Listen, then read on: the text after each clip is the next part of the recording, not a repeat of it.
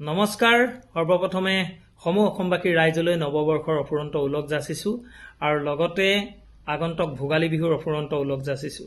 আৰু আপোনালোকক জনাবলৈ পাই অত্যন্ত সুখী হৈছোঁ, অহা 10, 11, 12 জানুৱাৰী তাৰিখে ধেমাজি জিলাত এখন স্বাৱলম্বী ধেমাজি গঢ়াৰ সংকল্পেৰে ধেমাজি জিলাৰ প্ৰশাসন আৰু কৃষি বিজ্ঞান কেন্দ্ৰ ধেমাজি আৰু আত্মনিৰ্ভৰ ধেমাজি সমিতিৰ উদ্যোগত কৃষক সমাৰোহ আৰু আত্মসহায়ক গোটৰ মেলা আৰু প্ৰযুক্তি প্ৰদৰ্শনী আৰু জনগোষ্ঠীয় বস্ত্ৰ হস্ততাঁত আৰু খাদ্য সম্ভাৰৰ এক বিশাল সমাৰোহ আয়োজন কৰা হৈছে ধেমাজি জিলাৰ কছাৰী ময়দানত।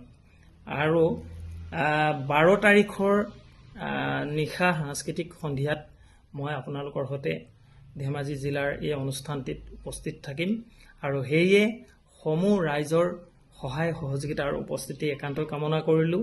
আৰু সদৌ শেষত পুনৰবাৰ সকলোলৈ বহু আন্তৰিক শুভকামনাৰ লগতে নৱবৰ্ষৰ শুভেচ্ছা আৰু ভোগালী বিহুৰ অফুৰন্ত ওলগ থাকে। ধন্যবাদ।